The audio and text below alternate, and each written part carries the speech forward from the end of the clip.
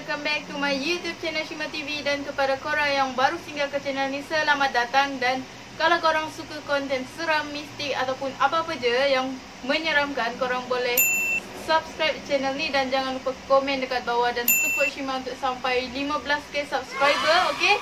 Korang jangan lupa support dengan like korang, komen korang, sharekan video Shima dekat media sosial korang. Boleh membantu Shima untuk menaikkan lagi channel ni.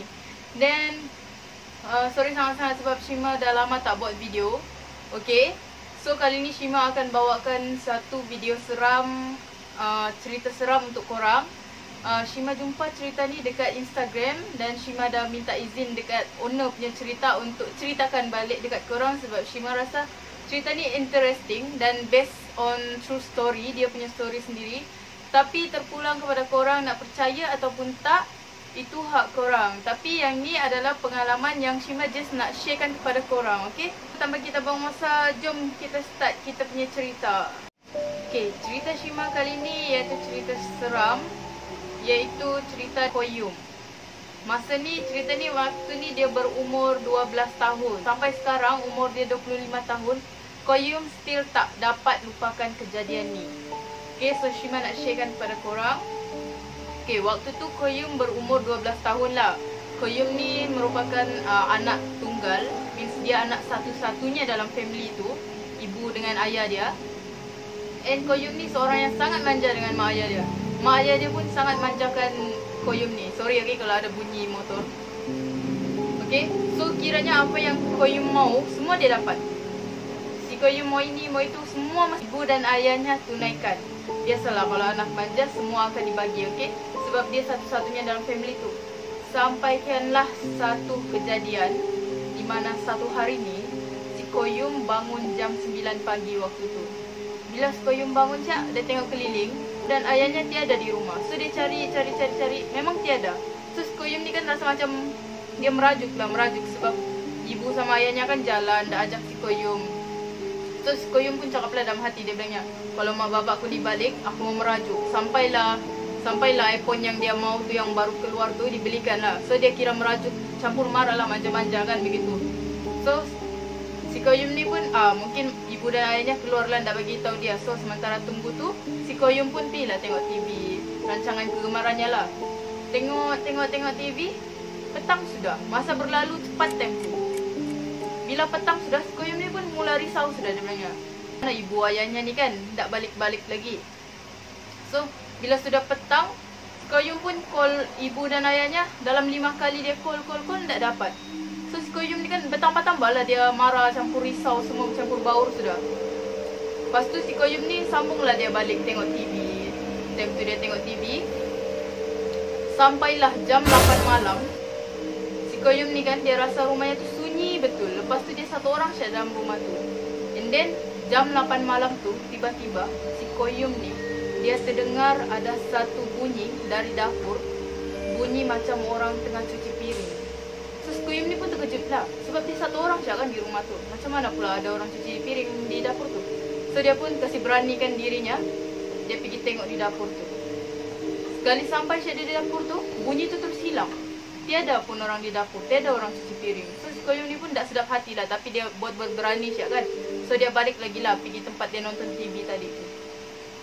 So dalam beberapa minit kemudian, tiba-tiba TV yang dia tengok tu padam, mati sendiri. So si Koyum ni pun tambah risau lah kan, tapi dia tak mau kasih panik dirinya lah time tu.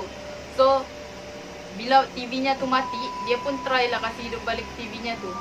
Dia try. Masa dia mau kasih hidup TV-nya tu, tiba-tiba dia terdengar bunyi tapak kaki dari dapur macam tengah menghantak-hantak di lantai. Tapi dia berani kan juga, dia teruskan juga cuba kasih on TV-nya tu. Tapi makin lama dia abai tu bunyi, makin kuat. So si Koyum ni pun macam, biar betul ni kan apa yang dia dengar. So apalagi dia cepat-cepat pergi dapur. Dia tengok, terkejut si Koyum bila dia nampak ada satu jelmaan perempuan dari belakang di sinki tu. Jelmaan seorang perempuan. So si Koyum ni pun time tu, ya Allah, macam mau jantungnya tu macam mau tercabut time tu bila dia tengok. Sebab dia satu orang di rumah, tiba-tiba ada perempuan. Lepas tu dia tak dengar bunyi pagar terbuka pun kalau ibunya yang balik kan. Okay, so si Koyum ni pun dalam dia ketakutan, dalam dia bergegar tu, dia cubalah bersuara, dia cuba tanya benda tu. Dia cakap, tapi dalam suara dia bergetar lah macam, siapa kau? Dia macam begitu kan. Lepas tu sosok jelmaan tu pun slow-slow dia cakap, maafkan ibu. Dia cakap begitu. Lepas tu sambil perlahan-lahan jelmaan perempuan tu dia mau toleh pergi belakang bah. Dia mau tengok si Koyum. Tapi yalah si Koyum kan time tu dia takut betul. Memanglah dia tak berani. So belum sempat lagi yang jelmaan tu berputar habis, si Koyum sudah lari pergi biliknya. Dia lari pergi biliknya, dia tutup pintu, buka switch lampu. Lepas tu dia tarik selimutnya. Lepas tu dia macam dia bungkuslah dirinya situ kan, dia tengah takut time tu. Bila dia diam-diam dalam selimut tu, tiba-tiba dia terdengar ada suara tangisan. So dalam sunyi-sunyi tiba-tiba ada tangisan. So si Koyum ni pun confused lah. Dia buka dia punya selimut tu, dia tengok sekeliling biliknya, tiada apa-apa. Lepas tu dia pun tak puas hati, dia pergi cari betul. Memang jelas betul suara tu dia dengar, tapi tiada apa-apa. Sampaikanlah si Koyum dengar suara ayahnya ketawa di ruang tamu. So si Koyum ni pun rasa happy lah sudah kan, mungkin bapaknya balik sudah. So dia pun buka bilik, buka pintu. Tiada siapa di dapur, cuma TV-nya Syah yang sudah ter-on sendiri. Kamu bayangkan kalau kamu di tempat si Koyum tentu. Bila si Koyum nampak Syah tiada siapa di ruang tamu tu, cuma ada TV-nya yang on tu, apa lagi? Si Koyum pun lari lagi balik di biliknya. Tapi sampai Syah si Koyum di biliknya, tiba-tiba dia nampak ada seorang perempuan lagi, seorang perempuan. Tapi si Koyum time tu dia nampak mukanya sudah, dia nampak mukanya rupa-rupanya ibunya. So si Koyum pun menangis lah sambil dia marah mamanya. Kenapa ibu pulang lewat kan? Kenapa ibu tak bagi tahu ibu jalan? Dia marah-marah lah. Sambil dia pergi tempat ibunya tu lah. Sampailah jam 10 malam si Koyum dengar ada bunyi telefon berbunyi di bawah kan. So ibu si Koyum pun cakap lah, Koyum pergi sambut call di bawah tu. So si Koyum pun okey. So si Koyum turun bawah, dia sambut call tu. Rupanya yang call tu ayahnya. Ayahnya bilang, Koyum, sambil dia menangis lah. Dia bilang, ibumu sudah tiada. So si Koyum pun macam terdiam. Dia macam terkejut, speechless lah bila dia dengar ayahnya cakap begitu. Terus tiba-tiba terputus dia punya talian. So dia terus lari balik pergi biliknya. Dia cari ibunya, betul-betul ibunya tiada. So si Koyum pun terduduk time tu sambil dia menangis. Tak sampai berapa minit ayahnya pun sampai. Sebab dia dengar bunyi pagar. So bila dia tengok di pagar tu, betul-betul ayahnya balik sendiri. So apa yang dia nampak tu cuma jelmaan ibunya. Al-Fatihah. Kita sedekahkan Al-Fatihah kepada Ibu Koyum. Semoga rohnya ditempatkan di tempat-tempat orang yang beriman.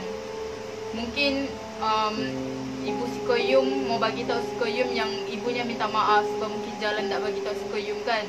So ni Shima rasa perkongsian yang sangat menyentuh tapi menyeramkan. Dan Shima ucapkan takziah kepada Koyum walaupun sudah lama.